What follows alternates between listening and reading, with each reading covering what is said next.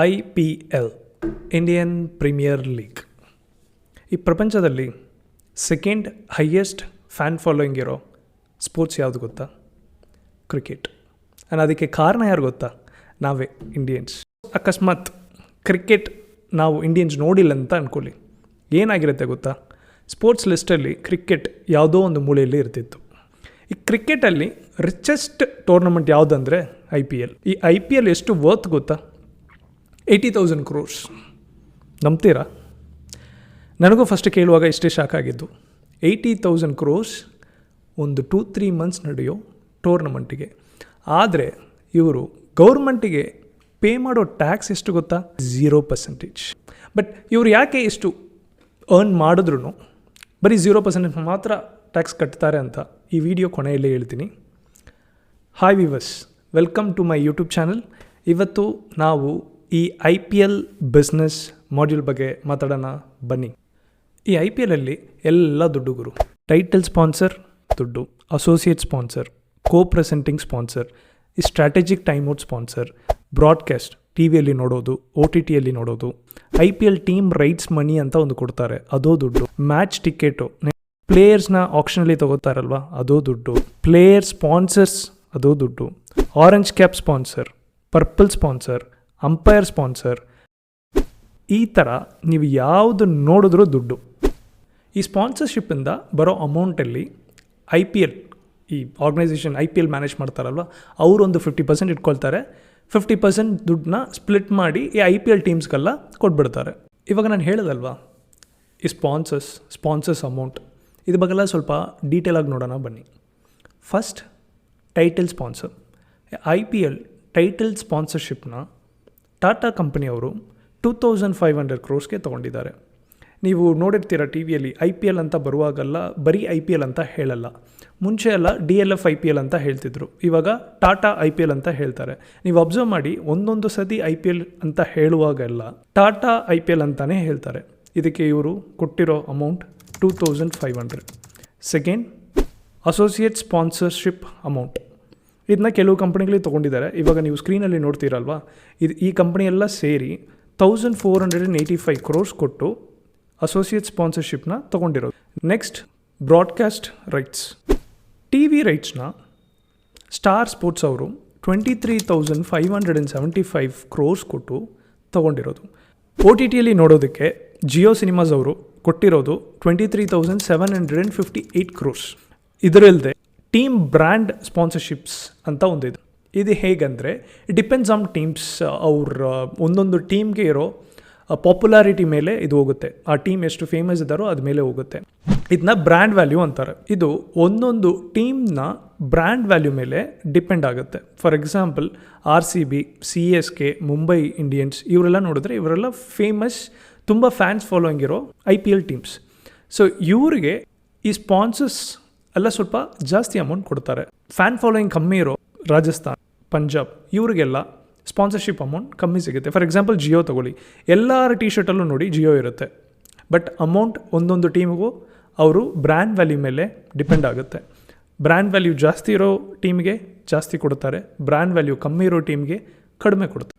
For example RCB ಅವ್ರದ್ದು ಜರ್ಸಿನ ಸ್ವಲ್ಪ ನೋಡಿ. ಅವ್ರ ಜರ್ಸಿಯಲ್ಲಿ ಮುಂದೆನೇ ದೊಡ್ಡದಾಗಿ ಕತಾರ್ ಏರ್ವೇಸ್ ಅಂತ ಇರುತ್ತೆ. ಸೊ ಅವರೇ ಮೇನ್ ಸ್ಪಾನ್ಸರ್ಸ್. ನಿಪಾನ್ ಪೇಂಟ್ಸ್ ಇರುತ್ತೆ, ಪೂಮಾ ಇರುತ್ತೆ, ಬೋಟ್ ಇರುತ್ತೆ, ಜಿಯೋ ಸಿನಿಮಾಸ್ ಇರುತ್ತೆ, ಡೆಲಿವರಿ ಇರುತ್ತೆ, ಬಿರ್ಲಾ ಎಸ್ಟೇಟ್ ಇರುತ್ತೆ. ಸೊ ಅವ್ರ ಜರ್ಸಿ ಪ್ಯಾಂಟ್ಸ್ ಎಲ್ಲದರಲ್ಲೂ ನೀವು ಅಬ್ಸರ್ವ್ ಮಾಡಿದ್ರೆ ಕಂಪನಿಗಳದ್ದು ಲೋಗೋ ಇರುತ್ತೆ. ಇವರೆಲ್ಲ ಸ್ಪಾನ್ಸರ್ಶಿಪ್. ಇದಕ್ಕೆಲ್ಲ ಒಂದು ಅಮೌಂಟ್ನ ಕೊಟ್ಟು ಅವರು ಸ್ಪಾನ್ಸರ್ ಮಾಡೋದು. ಇದರಿಂದ ಬರೋ ಅಮೌಂಟ್ಸಲ್ಲಿ IPL ಟೀಮ್ ಅವರು 20% BCCIಗೆ ಕೊಡ್ತಾರೆ. ಬ್ಯಾಲೆನ್ಸ್ 80% ಅಮೌಂಟ್ನ ಅವ್ರು ಇಟ್ಕೊಳ್ತಾರೆ.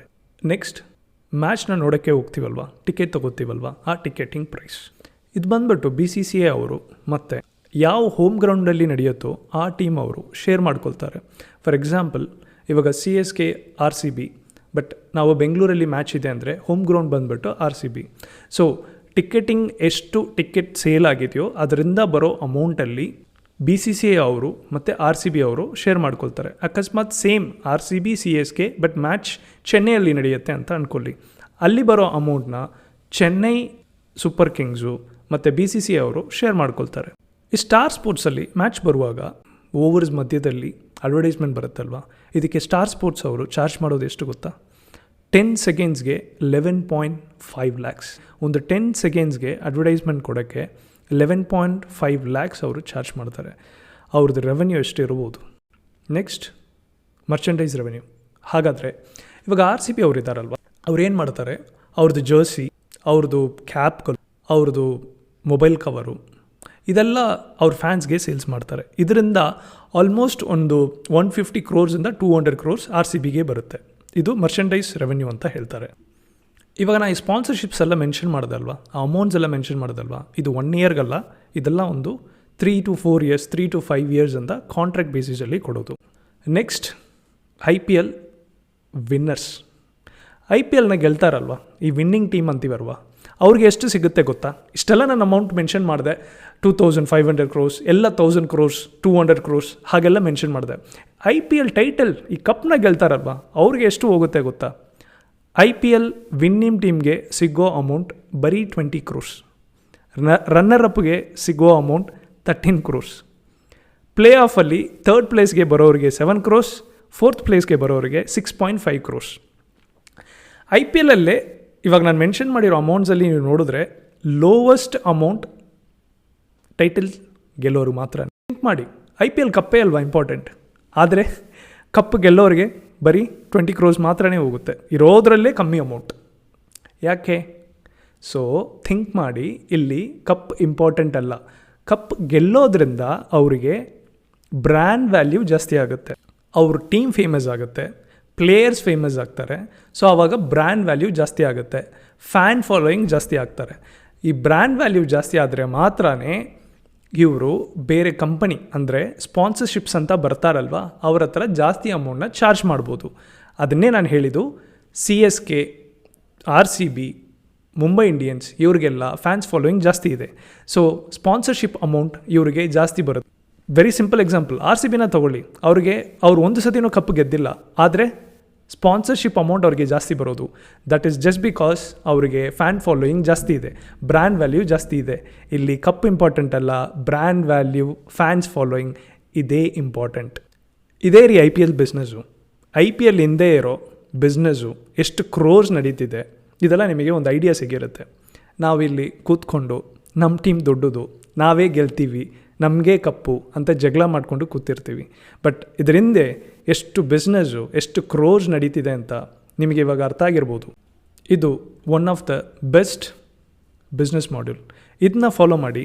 ಇಂಡಿಯಾದಲ್ಲಿ pro kabaddi league, Indian super league, hockey India league, premier badminton league ಅಂತ ತುಂಬ ಲೀಗ್ಸ್ ಶುರು ಮಾಡಿ ಸಕ್ಸಸ್ಫುಲಿ ರನ್ ಮಾಡ್ತಿದ್ದಾರೆ. ನನಗೆ ಸಿಕ್ಕಿರೋ ಇನ್ಫಾರ್ಮೇಷನ್ ಶೇರ್ ಮಾಡಬೇಕು ಅಂತ ಅನ್ನಿಸ್ತು, ಶೇರ್ ಮಾಡಿದೆ. ನಿಮಗೆ ಯೂಸ್ಫುಲ್ ಆಗಿರುತ್ತೆ ಅಂತ ಅಂದ್ಕೊಳ್ತೀನಿ. ಇವಾಗ ಇಂಟ್ರೆಸ್ಟಿಂಗ್ ಪಾರ್ಟ್, ನಾನು ಝೀರೋ ಟ್ಯಾಕ್ಸ್ ಅಂತ ಹೇಳಿದಲ್ವಾ, ಅದು ಹೇಗೆ ಗೊತ್ತಾ? ಯಾಕಂದರೆ ಈ IPLನ ಮ್ಯಾನೇಜ್ ಮಾಡೋದು ಯಾರು, ರನ್ ಮಾಡೋದು ಯಾರು? BCCI. BCCI is registered as charitable institution. ಹಾಗಾದರೆ ಆ ಕಂಪನಿನ, BCCI ಅನ್ನೋ ಒಂದು ಕಂಪನಿನ ಚಾರಿಟಬಲ್ ಇನ್ಸ್ಟಿಟ್ಯೂಷನ್ ಅಂತ ಗೌರ್ಮೆಂಟಲ್ಲಿ ರಿಜಿಸ್ಟರ್ ಮಾಡಿದ್ರೆ, ಚಾರಿಟಬಲ್ ಇನ್ಸ್ಟಿಟ್ಯೂಷನ್ ಅವರು ಝೀರೋ ಟ್ಯಾಕ್ಸ್ ಪೇ ಮಾಡಬೇಕು. ಅವ್ರಿಗೆ ಟ್ಯಾಕ್ಸ್ ಅಲ್ಲ, ಟ್ಯಾಕ್ಸ್ ಎಕ್ಸೆಂಪ್ಟೆಡ್. ಇದ್ರ ಬಗ್ಗೆ ತುಂಬ ಚರ್ಚೆಗಳು ನಡೀತು. ಇನ್ಕಮ್ ಟ್ಯಾಕ್ಸ್ ಡಿಪಾರ್ಟ್ಮೆಂಟ್ ಅವರು ಕೂಡ BCCI ಮೇಲೆ ಕೇಸ್ ಹಾಕಿದ್ರು. ಆದರೆ ಆ ಕೇಸಲ್ಲೂ BCCI ಅವರೇ ಗೆದ್ದರು. BCCI ಕಡೆಯಿಂದ ಏನು ಎಕ್ಸ್ಪ್ಲನೇಷನ್ ಕೊಟ್ಟರು ಅಂದರೆ, BCCI ಇಸ್ ಡೆವಲಪಿಂಗ್ ಕ್ರಿಕೆಟ್ ಇನ್ ಇಂಡಿಯಾದಲ್ಲಿ ಕ್ರಿಕೆಟ್ನ ನಾವು ಡೆವಲಪ್ ಮಾಡ್ತಾ ಇದ್ದೀವಿ, ಇದ್ರ ಮೂಲಕ ತುಂಬ ಜನಕ್ಕೆ ಹೆಲ್ಪ್ ಆಗ್ತಿದೆ. ಇನ್ನೊಂದು ಇಂಟ್ರೆಸ್ಟಿಂಗ್ ಇನ್ಫಾರ್ಮೇಷನ್, ಚೈನಾ ಕ್ರಿಕೆಟ್ ಆಡಲ್ಲ. ಯಾವಾಗಾದರೂ ಯಾಕೆ ಅಂತ ಥಿಂಕ್ ಮಾಡಿದ್ದೀರಾ? ಅದು ಯಾಕಂದರೆ ಚೈನಾ ಬರೀ ಒಲಿಂಪಿಕ್ಸ್ ಗೇಮ್ ಮೇಲೆ ಮಾತ್ರ ಫೋಕಸ್ ಮಾಡೋದು. ನಾನು ಹೇಳ್ದಂಗೆ ನೀವು ಇಂಡಿಯಾದಿಂದ ಹೊರಗಡೆ ಹೋದರೆ ಯಾರು ಕ್ರಿಕೆಟ್ನ ಅಷ್ಟು ನೋಡಲ್ಲ, ಅಷ್ಟು ಫ್ಯಾನ್ಸ್ ಇರಲ್ಲ, ಅಷ್ಟು ಫೇಮಸ್ಸೂ ಇಲ್ಲ. ಸೊ ಚೈನಾ ಯಾವಾಗಲೂ ಒಲಿಂಪಿಕ್ಸ್ ಗೇಮ್ಸ್ ಮೇಲೆ ಮಾತ್ರ ಫೋಕಸ್ ಮಾಡ್ತಾರೆ. ಅದಕ್ಕೆ ಅವರು ಒಲಿಂಪಿಕ್ಸಲ್ಲಿ ಅಷ್ಟು ಗೆಲ್ಲೋದು. ಇದೆಲ್ಲ ಒಂದು ಕಡೆ ಇದ್ರೂ IPLಯಿಂದ ತುಂಬ ಪ್ಲೇಯರ್ಸ್ಗಳಿಗೆ ಆಪರ್ಚುನಿಟಿ ಸಿಗ್ತಿದೆ. ಅವ್ರ ಟ್ಯಾಲೆಂಟ್ಸ್ನ ತೋರ್ಸೋಕ್ಕೆ ಅವರು ಒಂದೇ ನೈಟಲ್ಲಿ ಸ್ಟಾರ್ಸ್ ಆಗ್ತಾರೆ. ಇಂಡಿಯನ್ ಟೀಮಲ್ಲಿ ಸೆಲೆಕ್ಟ್ ಆಗೋದಕ್ಕೆ ಆಪರ್ಚುನಿಟಿ ಸಿಗ್ತಿದೆ. ನಮಗೆ ಎಂಟರ್ಟೈನ್ಮೆಂಟ್ ಸಿಗ್ತಿದೆ. ಕಾಮನ್ ಪೀಪಲ್ಗೆ ಅವ್ರದ್ದು ಬಿಸ್ನೆಸ್ ಚಿಕ್ಕದಾಗಿರಲಿ ದೊಡ್ಡದಾಗಿರಲಿ ಯಾವುದೋ ಒಂದು ರೀತಿಯಲ್ಲಿ ಅವ್ರ ಬಿಸ್ನೆಸ್ ಈ 2-3 ಮಂತ್ಸಲ್ಲಿ ಇಂಪ್ರೂವ್ ಆಗುತ್ತೆ. ಓಕೆ ಫ್ರೆಂಡ್ಸ್, ನನಗೆ ಗೊತ್ತಿರೋ ಇನ್ಫಾರ್ಮೇಷನ್ನ ಶೇರ್ ಮಾಡಿದ್ದೀನಿ. ನಿಮಗೆ ಇಂಟ್ರೆಸ್ಟಿಂಗ್ ಆಗಿ ಇತ್ತು ಅಂತ ಅಂದ್ಕೊಳ್ತೀನಿ. ಈ ಥರ ಇಂಟ್ರೆಸ್ಟಿಂಗ್ ಕಂಟೆಂಟ್ಸ್ಗೆ ನನ್ನ ಯೂಟ್ಯೂಬ್ ಚಾನಲ್ನ ಸಬ್ಸ್ಕ್ರೈಬ್ ಮಾಡಿ. ಹಾಗೆ ಈ ವಿಡಿಯೋನ ನಿಮ್ಮ ಫ್ರೆಂಡ್ಸ್ಗೆ ಶೇರ್ ಮಾಡಿ, ಲೈಕ್ ಮಾಡಿ, ಸಪೋರ್ಟ್ ಮಾಡಿ.